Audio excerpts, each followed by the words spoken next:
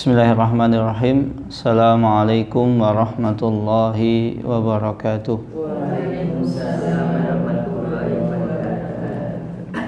Bismillahirrahmanirrahim. Wassalatu wassalam ala Rasulillah wa ala alihi wa sahbihi wa man tabi'ahum bi ihsanin ila yaumiddin. Amma ba'du. Allahumma sahli sadri wa yassir li amri wahlul 'uqdatam min lisani yafqahu qawli. Allahumma inna nas'aluka ilman nafi'an wa rizqan tayyiban wa amalan mutaqabbalan. Allahumma alimna ma yanfa'una wa zidna ilman wal huda wat tuqa was salaha ya rabbal alamin. Ibu-ibu saya yang dirahmati Allah Subhanahu wa taala, alhamdulillah summa alhamdulillah, segala puji hanya milik Allah Jalla Jalaluh. Salawat dan salam tak lupa kita curahkan kepada junjungan kita, suri tauladan kita, uswah hasanah kita, Nabiullah Muhammad sallallahu alaihi wasallam. Ibu-ibu saya yang dirahmati Allah Subhanahu wa taala, alhamdulillah pada sore hari ini kita bisa bermuajahah kembali, bisa bertemu kembali untuk mengkaji ayat-ayat dari firman Allah Subhanahu wa taala. Dan pada sore hari ini kita sudah sampai pada surat Tur kemarin, yaitu ayat yang ke-6. Insyaallah kita akan melanjutkan ayat sisanya. Semoga Allah Subhanahu wa taala memudahkan kita. Pada ayat sebelumnya Allah Subhanahu wa taala itu bersumpah wat-tur, yaitu demi bukit Tursina, wa kitabin mastur, dan demi kitab yang tertulis. Maksudnya kitab tertulis di sini adalah Lauhul Mahfuz yang ditulis oleh yang menulis catatan amal setiap manusia. Ada juga yang mengatakan wa kitabil mastur di sini adalah kitab-kitab suci. Namun pendapat yang kuat adalah pendapat yang pertama, wa kitabil mastur, karena kaitannya dengan ayat setelahnya, fi raqil mansur, yaitu di dalam kertas al-mansur, yaitu yang tersebar. Maka kertas yang tersebar di sini maksudnya adalah Taurat. Karena dulu Taurat itu ditulis di atas kulit-kulit yang berserakan. Wal baitul ma'mur, dan demi al-baitul ma'mur, yaitu rumah yang senantiasa ramai. Rumah yang senantiasa ramai di sini maksudnya adalah Baitullah Mekah. Semoga Allah Subhanahu wa taala memudahkan kita semua untuk mengunjunginya. Dan yang kedua adalah Baitul Ma'mur itu sendiri, yaitu sebuah tempat yang ada di langit ketujuh. Di mana Baitul Ma'mur itu setiap harinya masuk 70.000 malaikat, yang ketika malaikat tersebut masuk dia tidak akan keluar lagi, dan itu setiap hari 70.000 malaikat baru. Begitu juga dengan Baitul Ma'mur, yaitu Ka'bah. Ka'bah itu setiap hari pasti ramai, dan kita sulit untuk mencari waktu-waktu longgarnya. Wassaqafil marfu, dan demi atap yang ditinggikan, yaitu langit. Langit adalah atap bumi, yang mana kita tidak tahu mana ujungnya, mana pangkalnya. Kemudian wal bahril masjur, dan demi lautan yang al-masjur. Apa itu masjur? Masjur adalah lautan yang berisi api. Rentet kejadiannya ketika hari kiamat Allah Subhanahu wa taala menjadikan lautan itu meluap. Ketika lautan tersebut itu meluap, kemudian Allah Subhanahu wa taala menjadikan lautan tersebut itu mengering dan akhirnya terbakar. Dan ketika terbakar, lautan atau muka bumi ini semuanya menjadi daratan. Tidak ada kelak di hari kiamat itu ada perairan, termasuk di dalamnya wal bahrul masjur. Di sini adalah sungai, pantai, danau, semuanya menjadi satu. Jadi Allah Subhanahu wa taala jadikan semua air tersebut itu terkumpul sehingga meluap. Air sungai bertemu dengan air laut, air pantai dan lain sebagainya sampai akhirnya meluap, kemudian kering dan Allah Subhanahu wa taala bakar. Dan pada hari kiamat dunia itu semuanya adalah daratan, sehingga sangat mudah bagi Allah Subhanahu wa taala untuk membolak-balikkan bumi tersebut. Inna adab rabbika lawaqi. Sesungguhnya adab yang dijanjikan oleh Allah Subhanahu wa taala itu sungguh akan terjadi. Malahu min dafi. Yang mana adab tersebut itu malahu min dafi. Tidak ada satupun orang yang bisa menolongnya. Sehebat apapun kita, ketika takdir Allah Subhanahu wa taala telah menghampiri kita, kita tidak akan bisa. Maka kalau seandainya kita ini berprofesi kalau seandainya profesi kita adalah seorang dokter, maka profesi dokter tersebut tidak bisa menunda dari ajal kita ketika Allah Subhanahu wa taala menakdirkan. Betapa banyak ahli jantung tapi ternyata di akhir hayatnya dia meninggal karena jantung. Begitu juga betapa banyak ahli penyakit dalam ternyata dia terkena penyakit yang dia ahli di bidang tersebut. Begitu juga kalau seandainya pekerjaan kita adalah seorang insinyur, maka tidak akan bisa membuat kuburan kita ini indah. Begitu juga kalau seandainya pekerjaan kita adalah seorang pilot, sejauh apapun kita menerbangkan pesawat tersebut, maka tidak akan bisa kita lari dari takdir, dari ajal Allah Subhanahu wa taala. Maka itu semua mengingatkan bahwasanya yang bermanfaat bagi kita ini adalah amal kita. Maka dimanapun kita berada, kita harus senantiasa bertakwa kepada Allah Subhanahu wa taala. Kita harus tanamkan bahwasanya apa yang menjadi hak dan kewajiban kita. Jangan sampai kita mengambil hak yang bukan mengambil sesuatu, jangan sampai kita mengambil sesuatu yang ternyata itu bukan hak kita. Maka dalam kehidupan ini kita fokus untuk menunaikan kewajiban. Kalau kita fokusnya menerima hak, maka seringkali kewajiban tersebut itu tidak kita tunaikan dengan semestinya. Ma'lahu min dafiq, tidak ada yang bisa menolak. Mau kita pasukan kita ini banyak, anak buah kita banyak, kita bersembunyi di sebuah benteng yang kokoh yang dijaga ketat oleh pasukan khusus terlatih sekalipun, itu tidak bisa menyelamatkan kita. Yauma tamurus sama'u maura. Kapan itu? Yauma tamurus sama'u maura. Hari di mana langit tersebut itu tamur. Apa itu? Langit tersebut itu berjalan-jalan. Jadi langit itu bisa jalan-jalan. Itu pada hari tersebut benar-benar langit itu bergoncang, sehingga langit tersebut itu berputar dan bergoncang dengan dahsyatnya.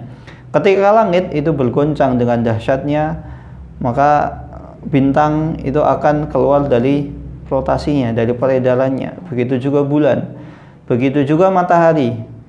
Dan ketika bumi itu bergoncang, maka sangat mudah ketika itu Allah Subhanahu wa taala menegakkan hari kiamat.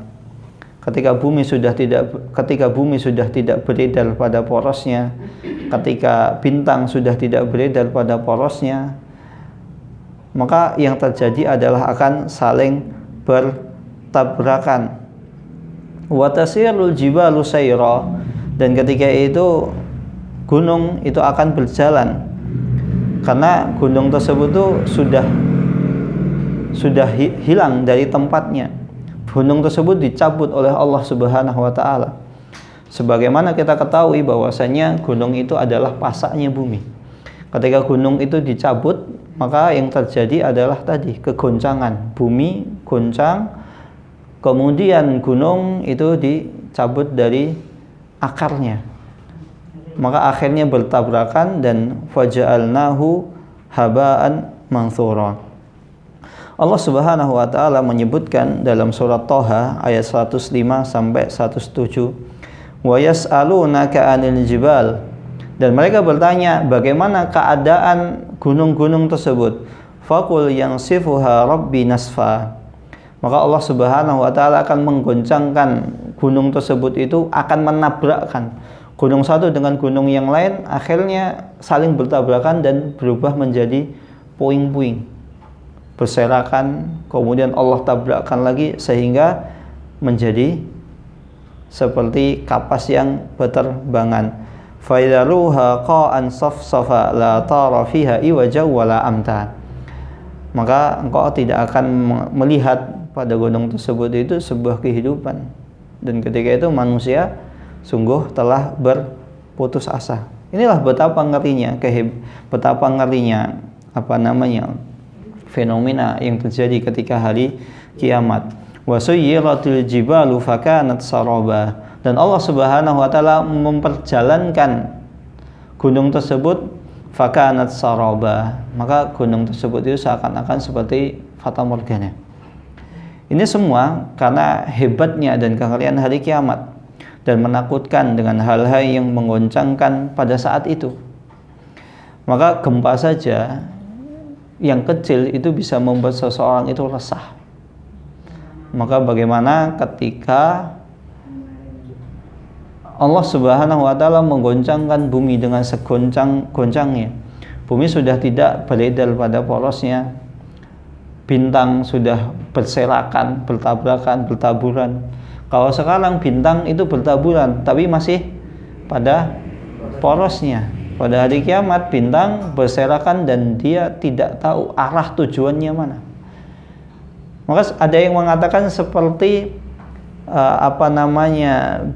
binatang malam yang terbang, mungkin mimik ketika laron ketika mati lampu. Ada sebuah mungkin sinyal yang kecil itu saling bertabrakan, mengumpuli dan tabrakan. Mereka bingung seperti itu. Na'udzubillahi min dzalik. Semoga Allah Subhanahu wa taala menyelamatkan kita semua dari siksa api neraka. Fawailu yauma idzil lil mukadzibin, maka celakalah dan sungguh celaka orang-orang yang mendustakan. Ayat ini secara tidak langsung adalah kabar gembira bagi orang-orang yang beriman. Karena di sini maka celakalah bagi orang yang mendustakan. Artinya yang celaka adalah orang yang tidak beriman kepada Allah dan Rasul-Nya. Orang-orang yang beriman kepada Allah dan Rasul-Nya, maka insya Allah orang tersebut akan Allah selamatkan. Maka salah satu di antara sunnah ketika seseorang itu melewati ayat tentang siksa, dia meminta doa kepada Allah Subhanahu wa taala agar dia diselamatkan dari siksa neraka, siksa kubur, siksa di akhirat. Dan begitu juga di antara sunnah ketika melewati ayat-ayat yang berkaitan dengan nikmat, indahnya orang yang masuk surga, maka kita disunnahkan untuk berdoa agar kita termasuk di antara mereka. Fawailu yauma idzil lil mukadzibin. Al-wail di sini mencakup adalah sebuah kata yang mencakup semua hukuman. Jadi semua hukuman itu mencakup apa saja. Maka orang yang Allah masukkan ke dalam neraka, Allah siksa, dia akan mendapatkan hukuman, bukan hanya satu atau dua jenis hukuman saja, semua hukuman. Entah itu dipukul dengan palu besi, entah dipukul dengan rantai, entah dipukul dengan apa, entah nanti dijerat kakinya ketika hendak lari dari neraka. Dan dalam banyak ayat Allah Subhanahu wa taala menyebutkan tentang seseorang yang hendak lari dari neraka. Allah Subhanahu wa taala siapkan kail yang siap untuk menarik orang tersebut. Ada juga Allah Subhanahu wa taala siapkan sebuah palu yang ketika dia hendak keluar dia dipukul sampai hancur. Dan Allah Subhanahu wa ta'ala di dalam ayat yang lain Allah menyebutkan ketika seseorang itu hendak kabur dari neraka, Allah Subhanahu wa ta'ala jadikan tiba-tiba pintu neraka tersebut itu tertutup. Maka ini mencakup semua hukuman. Begitu juga kesedihan. Wail itu sedih. Maka ayat apapun, hadis apapun yang di sana disebutkan dengan wail itu artinya adalah siap-siap kamu menerima kesedihan. Wailul lil aqabi minan nar, wail likulli humazatil lumazah. Celakalah orang-orang yang suka mengumpat, menggunjing, gibahin orang, ngata-ngatain, memfitnah. Kita sudah capek-capek memfitnah orang dengan berbagai macam fitnahan. Kita sudah menuduh dia dengan berbagai macam fitnahan. Ternyata orang tersebut tidak terbukti atas apa yang kita tuduhkan. Kita sudah capek-capek mencela, menjatuhkan harga diri, menjatuhkan kehormatan lawan kita, lawan politik, lawan dagang, lawan bisnis, dan lain sebagainya. Ternyata suatu ketika kita bergabung dengan orang tersebut. Atau begitu juga kita sudah capek-capek membuat skenario untuk menjatuhkan lawan kita karena kita mendukung seseorang. Ternyata yang kita dukung itu bergabung dengan orang yang dulu kita habisi. Orang-orang yang dulu kita habisi kehormatannya, kita fitnah, kita tuduh. Wail, hati-hati, celaka, sedih. Begitu juga wail ini maksudnya adalah siksa. Siap-siap seseorang itu mendapatkan siksa. Dan namanya hukuman, kesedihan, siksa itu identik dengan rasa takut. Maka fawailu yawma idilil mukadzibin, sungguh celaka, rugi, sengsara orang-orang yang mendustakan hari kiamat. Kemudian Allah Subhanahu wa ta'ala menerangkan siapakah orang-orang yang merugi tersebut, siapakah orang-orang yang diancam dengan neraka. Alladzina hum fi khawdi yal'abun, yaitu orang-orang yang ketika dulu di dunia sukanya bermain-main dalam kebatilan. Orang-orang yang suka main-main dalam kebatilan, di sini terkumpul dua sifat. Khawd itu artinya dia masuk, tenggelam. Khawd itu tenggelam, nyaman. Dia ketika melakukan kemaksiatan dia tidak merasa salah. Saya nggak salah kok. Saya salah apa? Padahal jelas-jelas nyata-nyatanya salah. Dia sudah melanggar aturan, norma yang ditetapkan, norma tata krama. Nggak salah kok, biasa saja. Maka kemarin saya mendapatkan sebuah kisah. Jadi ada seseorang yang naudzubillahi min dzalik, Allah uji, memiliki seorang jadi saya kemarin itu dapat kisah. Jadi ada seseorang yang Allah Subhanahu wa ta'ala uji, memiliki pasangan yang suka dengan lawan jenis. Jika ada pasangan yang dia, mohon maaf, selingkuh, serong, itu sulit untuk dimaafkan. Banyak di antara kita sudah merasa jijik. Nah, ini ada orang yang Allah uji dengan seorang, jadi memiliki pasangan yang dia suka dengan lawan jenis. Usut punya usut, ternyata dulu sebelum dia menikah, jadi ceritanya ini yang diuji adalah seorang perempuan. Dia curhat, kenapa suami saya, mohon maaf, suka dengan lawan jenis? Kok bisa? Saya salah apa? Saya kurang apa? Saya ini. Akhirnya digali, diteliti, ternyata perempuan ini dulu dia pernah membela hubungan sesama jenis. Alasannya adalah apa? Loh, itu kan hak asasi manusia. Suka-suka dia. Yang penting nggak merugikan kita. Yang penting bukan saya. Yang penting bukan keluarga saya. Yang penting ini, yang penting itu. Tapi ternyata apa? Allah Subhanahu wa Ta'ala uji dia dengan memiliki seorang suami yang dia suka dengan lawan jenisnya. Dan terjadilah sebuah prahara, rumah tangga tersebut itu goncang dengan segoncang-goncangnya. Ini kejadian ini tidak jauh dari kita, di Jogja. Akhirnya alhamdulillah laki-laki tersebut itu bertobat kepada Allah Subhanahu wa Ta'ala. Dan alhamdulillah istrinya bisa menerima. Ya karena inilah sekali lagi sebuah kesalahan, sebuah dosa di dalam rumah tangga kita. Ini bukan berarti saya sok tahu atau lebih pintar dalam dunia rumah tangga, bukan. Karena banyak orang ahli dia konsultan rumah tangga, tapi rumah tangganya juga hancur, bermasalah. Maka ini bisa jadi, saya ingatkan sekali lagi, kesalahan, dosa yang terjadi di rumah tangga kita itu sedikit banyak, itu ada salah di antara dua pasangan tersebut. Maka kita tidak bisa menyalahkan, suami saya begini, karena dia begini saya begitu. Atau suami mengatakan, istri saya begitu kok saya begini. Tidak bisa. Masing-masing itu solusinya adalah duduk bersama, introspeksi diri. Pasti ada salah di antara keduanya. Tidak mungkin. Tidak mungkin kalau dua-duanya nggak ada salah. Maka saling melempar kesalahan, saling tunjuk-menunjuk, itu nggak akan menyelesaikan masalah. Sedikit atau banyak, masing-masing di antara kita itu memiliki andil. Kenapa rumah tangga kita ini begini? Kenapa nggak seperti orang-orang itu? Atau kenapa nggak seperti di film-film gitu? Romantis terus, bahagia, seakan-akan tiap hari honeymoon dan lain sebagainya.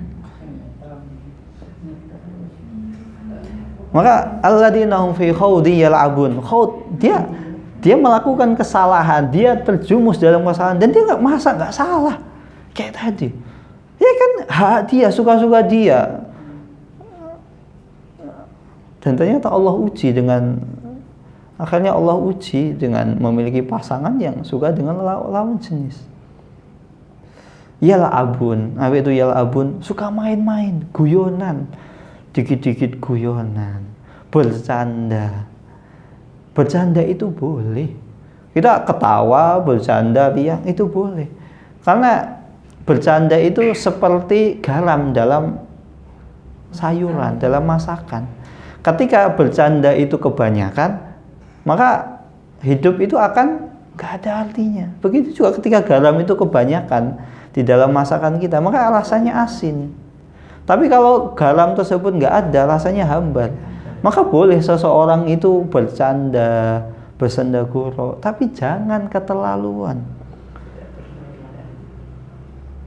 Menjadikan bercandaan, dasar anaknya susilo. Pak, salahnya orang tua kita ini apa? Kan salahnya, kan yang terjadi cekcok kan antara kita dengan misalnya Pak Ijo. Kenapa bapaknya Pak Ijo dibawa-bawa? Bapaknya Pak Ijo nggak salah apa-apa gitu loh.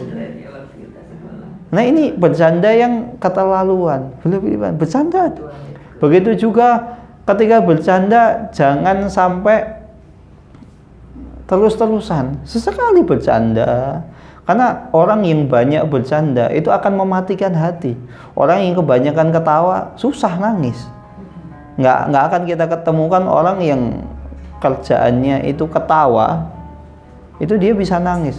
Kalaupun nangis, dia menangisi, kenapa hidupku segetil ini. Banyak kan para pelawak di depan kamera bisa ketawa, bisa menghibur orang sampai semua orang tertawa. Tapi ternyata apa? Kehidupannya itu ternyata getil, menyedihkan.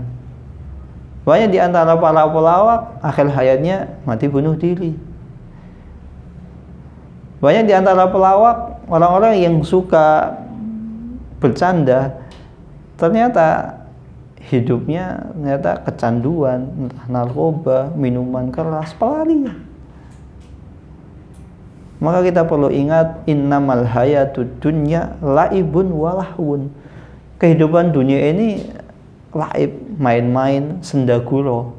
Sendaguro boleh, main-main boleh, tapi jangan kebanyakan. Maka kalau kebanyakan tadi seperti sayuran masakan yang kebanyakan garam, seperti itu. Alladzina hum fi khawdin yal'abun. Atau seseorang yang ketika yang maksudnya khawdi yal'abun, orang yang banyak bermain dalam kebatilan, yaitu orang yang terbenam dalam kebatilan dan bermain-main dengannya. Dia suka membahas pembahasan yang membahayakan dirinya. Atau zaman sekarang itu istilahnya adalah pembahasan tepi jurang. Tapi banyak orang zaman sekarang itu misalnya membuat anekdot, guyonan, itu yang sejatinya nggak lucu. Tapi itu bukan cuma tepi jurang, nyusuk teng jurang, masuk ke jurang.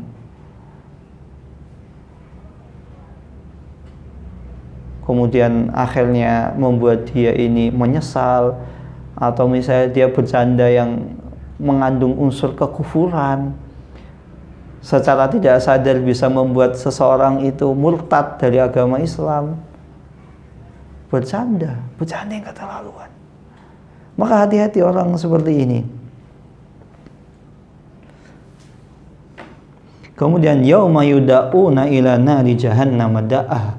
Nah, orang-orang yang seperti itu pada kelak pada hari kiamat, yauma yuda'una, mereka pada hari kiamat tersebut yuda'una, mereka itu didorong ila nari jahannam da'ah. Mereka itu didorong dengan sekuat-kuatnya untuk masuk ke dalam neraka Jahannam. Allah Subhanahu wa taala tendang mereka. Allah siksa mereka. Didorong, tergelincir.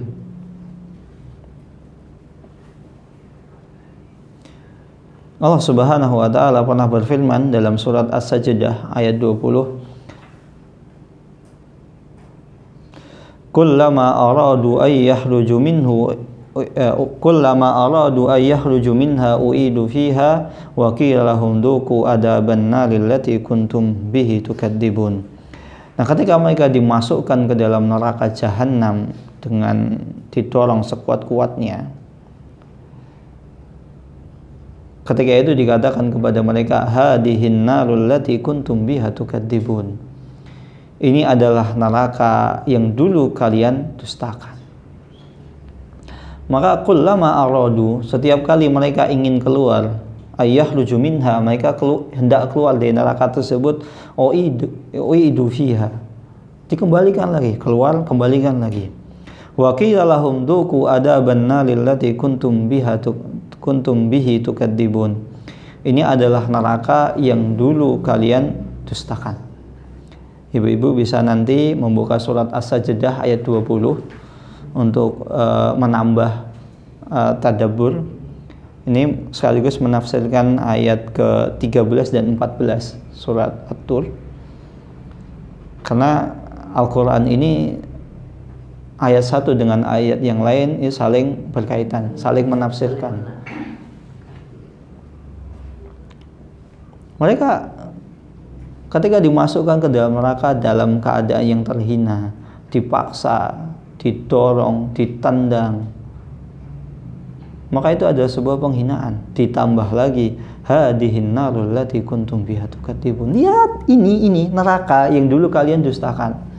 Memang engkau kira dulu Muhammad SAW itu ketika berbicara tentang neraka lagi ngarang cerita? Enggak. Nabi Muhammad SAW itu ketika berbicara tentang neraka bukan sedang mengikuti lomba ngarang cerita, bukan. Karena apa-apa yang disebutkan oleh Nabi Muhammad SAW itu tidak mungkin Nabi Muhammad SAW mengarang. Apalagi kalian mengatakan Nabi Muhammad itu tukang sihir, penyair. Kalian tahu, kalian sejak kecil hidup bersama Nabi Muhammad SAW. Muhammad SAW itu sejak mudanya nggak pernah bersyair, nggak pernah bisa menandung syair. Ketika diangkat menjadi nabi, kemudian membuat sebuah ucapan yang menakjubkan, menyebutkan sebuah ucapan yang menakjubkan, Lantas kalian katakan Muhammad itu penyair. Penyair itu kan ada step-stepnya. Buat misalnya syair jelek dulu kan, nggak langsung bagus. Banyak salahnya, coret-coretnya. Dan kalian itu ahli bahasa Arab. Orang kafir Quraisy itu adalah orang yang paling bahasa Arabnya itu paling bagus. Maka Allah Subhanahu wa taala menantang, kalau seandainya Al-Qur'an itu adalah syair, maka datangkanlah bimisli hada seperti Al-Qur'an. Tidak ada orang-orang yang paling cerdas masalah bahasa Arab, syair sekalipun, nggak pernah ada yang bisa. Karena ini memang bukan ucapan manusia. Ini memang bukan bukan buatan Muhammad SAW. Ini dari Allah Subhanahu wa ta'ala. Afasihrun hada an amtum la tubasirun. Maka apakah ini sihir ataukah kalian tidak melihatnya? Maksudnya di sini ini adalah isyarat terhadap api neraka dan adab yang akan mereka dapatkan. Api neraka yang menyala-nyala, adab yang tidak ada habisnya. Allah Subhanahu wa ta'ala mengatakan, apakah api neraka ini, adab ini sihir? Karangan Muhammad. Kalau sihir itu nggak akan lama. Tapi kalian itu dibakar di dalam neraka itu sampai gosong, kemudian dikembalikan lagi semisalnya sampai gosong lagi, seperti itu. Nggak ada habisnya. Kalau sihir itu ada batasannya. Am antum la tubsirun. Apakah atau kalian itu nggak melihat, nggak lihat? Maksudnya di sini Allah Subhanahu wa taala mengejek. Kan ada namanya ainul yakin. Ainul yakin itu kan melihat dengan mata kepala. Hakul yakin itu ketika seseorang itu sudah mengalaminya. Allah Subhanahu wa taala katakan demikian ketika hari kiamat. Masih kalian nggak percaya? Masih mau kalian katakan ini sihir? Masih mau katakan Nabi Muhammad itu ngarang cerita? Enggak. Maka dua jawaban itu sejatinya tertolak, enggak bisa. Enggak mungkin itu sihir, enggak mungkin juga mereka tidak melihatnya. Mereka melihat. Am antum la tubsirun dalam makna yang lain.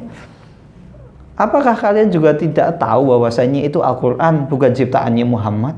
Kalian ahli bahasa. Kok bisa-bisanya kalian mengatakan ini ciptaannya Muhammad? Muhammad itu penyair, Muhammad itu tukang sihir, Muhammad itu orang gila. Orang gila tidak mungkin seperti itu. Ngomong waras. Kalau orang gila tidak mungkin kalian titipkan barang-barang ketika kalian safar. Kalau misalnya ada seseorang menitipkan barang-barang berharganya kepada orang gila, yang gila siapa di sini? Yang nitipkan. Kalau seandainya memang itu gila Nabi Muhammad. Tapi kan enggak Nabi Muhammad. Penyair juga tidak.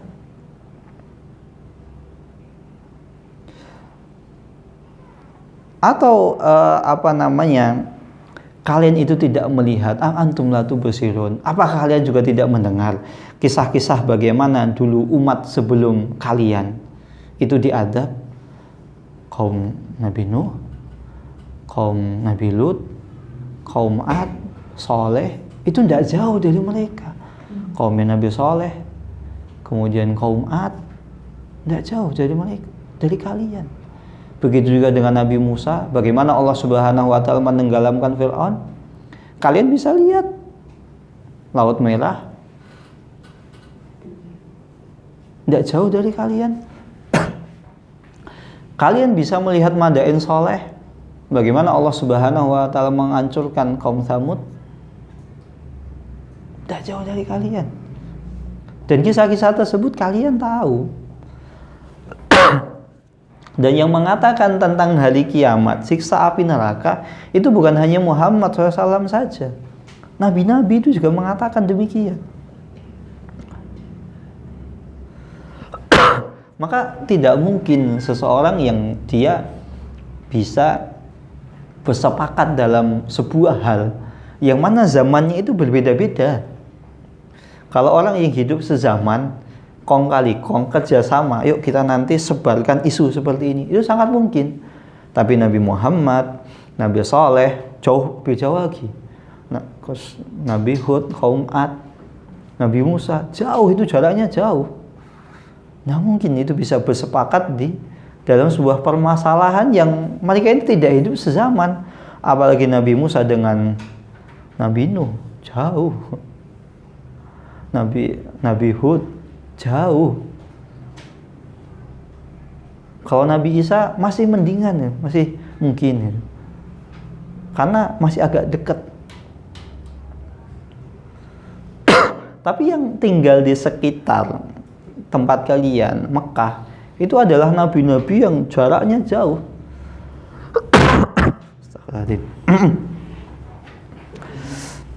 Afasihrun hada an amtum la tubsirun? Apakah kalian enggak apa-apa, Bu. Enggak masalah, Bu. Lagi kurang fit aja, Bu. Afasihrun hada an amtum la tubsirun? Apakah kalian mengatakan bahwasannya apa yang dibawa oleh Nabi Muhammad SAW itu sihir? Ajaran yang dibawa Nabi Muhammad al-haq al-mubin, kebenaran yang sangat jelas, siratal mustaqim, jalan yang lurus. Kan mengatakan itu adalah sihir. Apakah kalian tahu? Apakah kalian tidak memiliki basirah? Apakah kalian tidak bisa membedakan mana sihir, mana bukan? Sihir itu biasanya seringkali dimulai dengan ada muqaddimah-muqaddimahnya. Apa itu muqaddimah? Ada permulaan-permulaan, ada mungkin sesajen, kemudian ada syarat-syarat yang harus diberikan. Jadi sihir, dukun itu bukan hanya sekarang saja. Sejak zaman dulu dukun, penyihir itu sudah ada. Dan sama hakikatnya ya. Misalnya ketika dukun mau meminta sesuatu, kita mau minta sesuatu, harus ada syaratnya. Kalau zaman sekarang mungkin ayam hitam, kemudian suruh makan puasa mutih, nggak boleh, pokoknya makan yang putih-putih. Kemudian darah dari ayam hitam tadi yang dijadikan sebagai sesajen dan lain sebagainya, harus ini dan itu. Dulu juga seperti itu. Begitu juga dukun, itu tampangnya juga nggak glowing kan. Ya kan seperti zaman dulu seperti itu. Baunya juga tidak sedap, kemenyan, kalian tidak suka. Jadi itu seperti itu. Mau kalian mengatakan ini sihir? Apa kalian tuh nggak punya basirah, nggak punya mata untuk bisa melihat, untuk membedakan mana yang dukun, mana yang bukan? Maka Allah Subhanahu wa taala mengatakan, islauha fasbiru aw la tasbiru sawaun alaikum innama tujzauna ma kuntum ta'malun. Islauha, maka masuklah kalian ke dalam neraka tersebut, yang mana neraka tersebut itu mengepung kalian dan akan membenamkan seluruh tubuhmu sampai terbakar habis. Islauha, sudah nikmati saja neraka tersebut. Fasbiru aw la tasbiru sawa, kalian mau sabar, mau nggak sabar, sama. Ketika kita hidup di dunia, kita sabar, masalah yang kita hadapi itu akan semakin ringan. Memang masalah tersebut tidak hilang, tapi akan semakin mudah. Maka tentu berbeda seorang yang, mohon maaf, orang yang miskin, dia sabar dengan orang yang tidak sabar, itu beda. Orang miskin yang sabar, dia bisa menerima, oh ini mungkin ujian dari Allah. Artinya kalau saya diuji di dunia, bisa jadi nanti saya di akhirat saya ditinggikan. Tenang, memang miskin gak hilang dari dia, tapi berbeda dengan orang yang gak sabar. Ya Allah, ini kenapa saya, kenapa gak dia? Kok saya kok miskin-miskin, gak kaya-kaya? Isinya Rasulullah, itu ngomong terus kenapa? Sudah hidupnya susah, malah semakin susah. Maka kan orang yang berakal itu paham ketika ada masalah, masalah itu kalau bisa dikurangi, jangan ditambah. Maka begitu juga, sabar memang tidak menyelesaikan masalah, tapi bisa mengurangi masalah. Begitu juga orang yang sakit, yang sabar dengan orang yang tidak sabar, itu beda. Orang yang sakit sabar, oh ya Allah, ini Engkau menguji aku, karena sakit ini bisa jadi menggugurkan dosa, sehingga nanti dosa saya gugur semua, sehingga ketika nanti di akhirat bisa jadi saya tidak memiliki dosa dan Engkau masukkan aku ke surga. Beda dengan orang yang sabar, ya Allah, kenapa saya sakit lagi? Habis sakit lagi. Habis sakit lagi. Habis operasi jantung, sekarang kanker. Habis operasi kanker, habis usus buntu. Kapan gitu? Kok nggak sakit itu kok nggak selesai gitu loh? Kok cuman saya? Ya sebenarnya seperti itu kan banyak gitu. Maka kalau kita misalnya tertimpa masalah, tertimpa musibah, lihat orang yang di bawah kita. Lihat tuh jangan atas terus. Capek lihat atas. Dangak itu capek gitu kan. Dangak itu capek. Kita dangak gini aja 5 menit itu sudah capek. Apalagi dalam kehidupan kita ini setiap hari kita dangak. Apa itu dangak? Ngangkat leher kita ke atas, capek. Lihatnya ke atas terus, sekali-kali ke bawah gitu loh. Masih banyak kok orang yang di bawah kita, dan mereka bisa sabar, mereka bisa bersyukur, mereka bisa hidupnya bisa tenang, nggak banyak mengeluh kayak kita gitu. Ini nasihat untuk kita gitu. Nggak usah kita nunjuk-nunjuk, kita gitu loh. Udah kita. Yang lebih menyedihkan dibanding kita ini kan sejatinya banyak. Maka kalau misalnya kita sakit ya sekali-kali keliling ke mana, ke rumah sakit. Oh itu ada orang baru usia 10 tahun setiap minggu harus cuci darah. Alhamdulillah saya usia 60 tahun nggak pernah cuci darah, nggak pernah kanker, nggak pernah kena jantung, masih sehat-sehat ya walaupun masih miskin. Iya kan? Alhamdulillah gitu loh. Akhirnya kan kita bisa lebih bersyukur gitu. Ada orang masih kecil itu. Jadi ada anak-anak kecil belum usia 10 tahun di rumah sakit Cipto Mangunkusumo. Itu setiap minggu itu cuci darah gitu. Kita alhamdulillah, kita berapa kali usia dibanding anak tadi. Alhamdulillah kita nggak pernah cuci darah. Dan orang kalau sudah kena cuci darah itu nggak enak. Saya memiliki kerabat yang sepupu itu ada yang cuci darah. Qadarullah Allah wafatkan. Setiap hari cuci darah. Setiap hari itu cuci darah.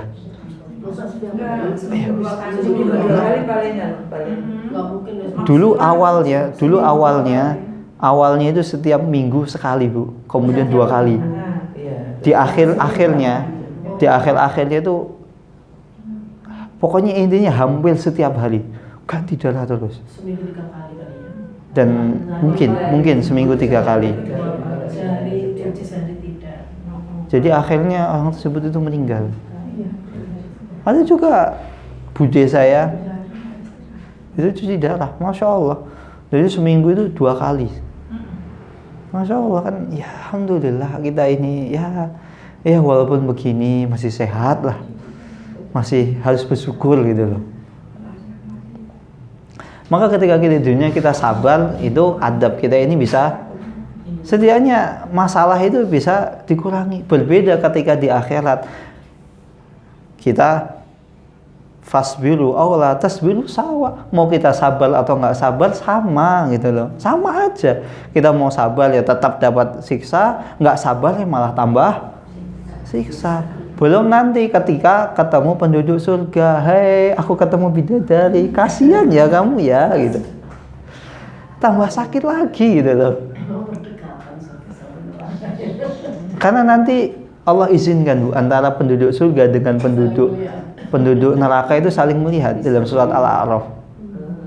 Jadi saling melihat, bisa saling berbicara. Gimana kabarmu, sehat? Gimana dulu kamu suka bully saya, ngejek saya, mematikan karya saya. Enak atau masuk neraka? Maka ngejek ini kan enak. Ya maka kita ini mau ngejek, mau bully orang, mau nyukurin orang, itu nanti ketika di akhirat. ketika di surga. Di sana diempet gitu. Maka saya itu sering menyampaikan begini, Ibu-ibu. Ketika kita didolimi oleh orang dan kita nggak bisa balas orang tersebut, kan ketika kita didolimi sejatinya kita boleh membalasnya, tapi harus setimpal, nggak boleh lebih dari itu. Kalau kurang dari itu boleh. Nah, bagaimana kalau seandainya kita didolimi oleh orang yang nggak bisa kita balas? Contohnya pemerintah misalnya membuat kebijakan seenak sendiri. Kita nggak bisa, kita mau apa namanya kebijakan tersebut kita ubah sendiri, nggak bisa. Kita rakyat biasa, sabar, nanti di akhirat. Ayo, nanti di akhirat ya sudah. Kita mau apa? Demo itu juga nggak menyelesaikan masalah, Bu. Karena kalau misalnya kita demo, kemudian kita ditangkap, siapa yang susah? Ya kita sendiri. Berubah, Bu. MK berubah. Kalau saya mending saya sabar, karena apa? Iya, biarin. Nanti ketika di akhirat, siapa sih yang suka tanda tangan utang Indonesia? Oh, kamu. Perasaan loh. Ya, karena kalau masalah utang itu yang bayar siapa sih? Yang tanda tangan. Nah, kita nggak tanda tangan, bukan kita. Nanti enak jawabannya, ya Allah, saya nggak utang kok. Dia itu, Pak siapa itu? Pak Mulyono, Bu Mulyani, siapa? Terserah. Entah yang tanda tangan Mulyono atau Mulyani, yang jelas bukan saya gitu loh. Wah, ya sudahlah, biarkan. Nah, kalau saya capek itu, kita mau protes, mau ngeluh, ya sudahlah. Innama tujzauna ma kuntum ta'malun, karena sesungguhnya engkau akan diberi balasan terhadap apa yang telah engkau kerjakan. Innama tujzauna ma kuntum ta'malun. Sesungguhnya setiap kita ini nanti akan dibalas atas apa yang pernah kita kerjakan.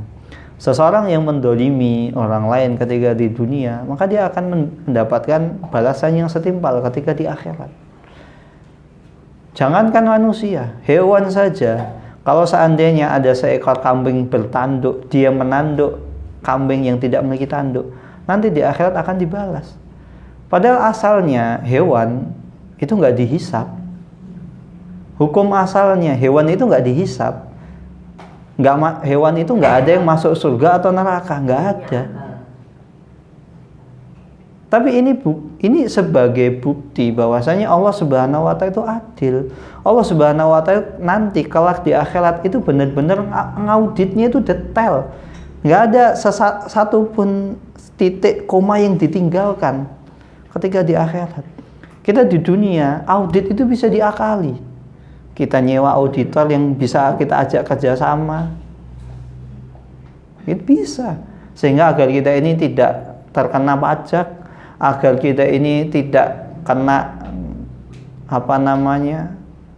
KPK korupsi. Pinteran banyak para pejabat-pejabat yang pinter ngakali. Nota-nota kosong lah, nota-nota digelembungkan. Ada trik-triknya seperti itu, ada. Di dunia orang bisa, di akhirat enggak. Enggak ada yang sesuatu yang ditinggalkan sedikit pun oleh Allah Subhanahu wa Ta'ala. Karena benar-benar auditnya ketika di akhirat itu benar-benar detail, sedetail-detailnya. Wallahu ta'ala alam bisawab. Ini yang bisa saya sampaikan. Kurang lebihnya saya mohon maaf. Assalamualaikum warahmatullahi wabarakatuh.